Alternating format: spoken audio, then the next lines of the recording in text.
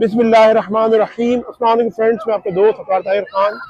आज एम्स्टर्डम नहीं पेरिस से, जैसा आप सबको पता है कि मैं आजकल पेरिस आया हूँ फ्रांस में अपने ग्रुप के साथ, और इस वक्त मैं ग्रुप के साथ शांति में मौजूद हूँ। तो दो डॉक्यूमेंट्स, ये दो तरह के डॉक्यूमेंट्स जो मैं आपको इस वीडियो में बता रहा हूँ, इनकी तैयारी कर लें।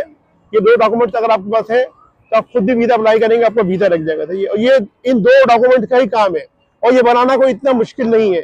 आप थोड़ी सी मेहनत करेंगे, ये डॉक्यूमेंट बन जाएंगे, और फिर आप वीजा अप्लाई करें। इवन के फ्रांस का वीजा अप्लाई करें, फ्रांस भी आपको वीजा देगा। ये जो डॉक्यूमेंट्स हैं, इनके बारे में मैं बता रहा हूँ, और मजीद जो डिटेल्स है वो भी मैं आपके साथ शेयर करता हूँ। अच्छा फ्रेंड्स, मेरे पीछे जो आपको नजर आ रहा है, ये arc de Triumph, arc de Triumph है, और इस वक्त मैं शांसे-एलीज़े पे मौजूद हूँ। ये शांसे-एलीज़े जो है, ये इस वक्त ये आपको मेरे पीछे नजर आ रही है।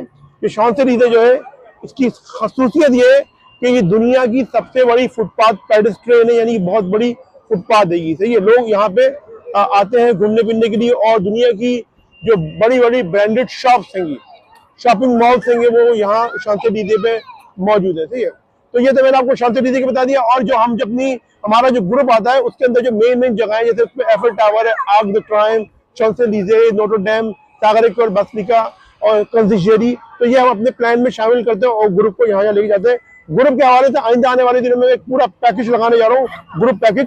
तो जो फैमिलीज और इंडिविजुअल्स आना चाहते हैं वो फिर वो राब्ता कर लें। तो अब मैं बता रहा हूँ दो डॉक्यूमेंट्स है। तो दो डॉक्यूमेंट जो है फ्रेंड, उस हवाले से मैं आपको एक्सप्लेन कर रहा हूँ कि ये पहला जो डॉक्यूमेंट है, सबसे इंपॉर्टेंट डॉक्यूमेंट, वो है आपकी source of income. Source of income होती है आपकी दो तरह की। पहली सोर्स ऑफ इनकम है आपकी सैलरी। आपकी सैलरी कम से कम 1 लाख रुपए होना चाहिए पाकिस्तान में, 80,000 से ऊपर होना चाहिए नेट सैलरी, और वो आपके अकाउंट में आनी चाहिए। ये तो हो गई आपकी सोर्स ऑफ इनकम। अब इस सोर्स ऑफ इनकम को आपने जस्टिफाई करना है कि ये सोर्स ऑफ इनकम वाकई में है या नहीं। तो इसके लिए आपको अपनी सैलरी आपके अकाउंट में आनी चाहिए। बहुत से लोग कैश सैलरी मंगवा रहे थे, कैश नहीं, ये सैलरी आपके अकाउंट में आनी चाहिए।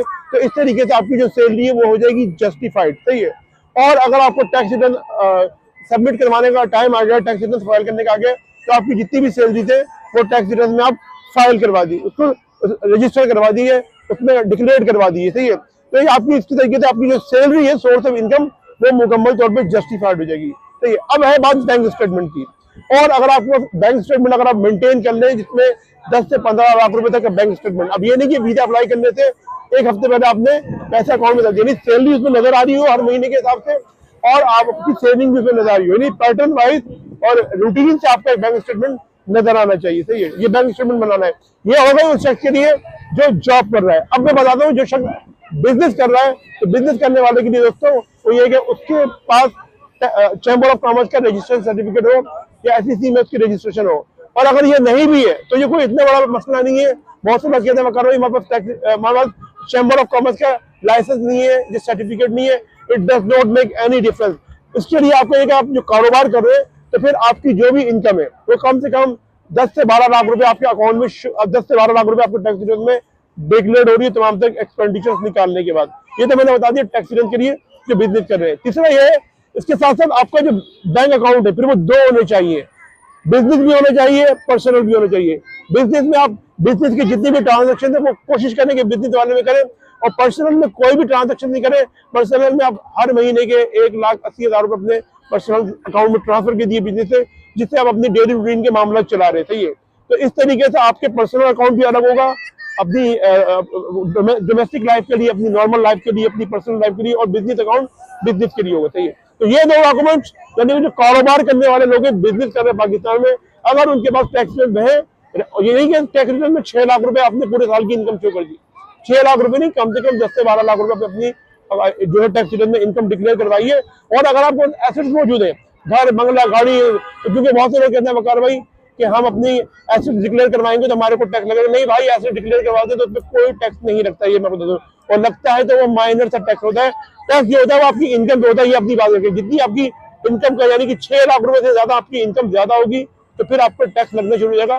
फिर आप टैक्स में जो है उस रेंज में आएंगे जहाँ पे आपको टैक्स लगता है। सही है, तो ये मैंने आपको बिजनेस वालों के लिए बता दिया और कारोबार वालों के लिए बता दिया।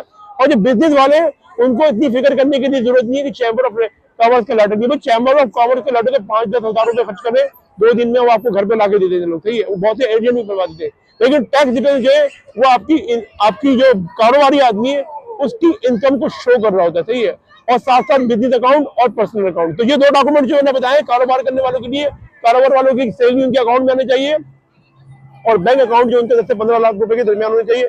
और जो बिजनेस करने वाले हैं उनके पास टैक्स रिटर्न में उनकी 10 से 12 लाख रुपए कम से कम तमाम तरह एक्सपेंडिचर निकालने के बाद इनकम चोरी हो। और दो अकाउंट हो, पर्सनल और बिजनेस। बिजनेस में जो भी क्लोजिंग बैलेंस है वो प्रॉब्लम नहीं है, लेकिन अगर आप पर्सनल अकाउंट है तो उसके अंदर आप कोशिश करें 10 से 15 लाख रुपए आपके पास क्लोजिंग बैलेंस हो। तो फ्रेंड्स, ये आज की वीडियो।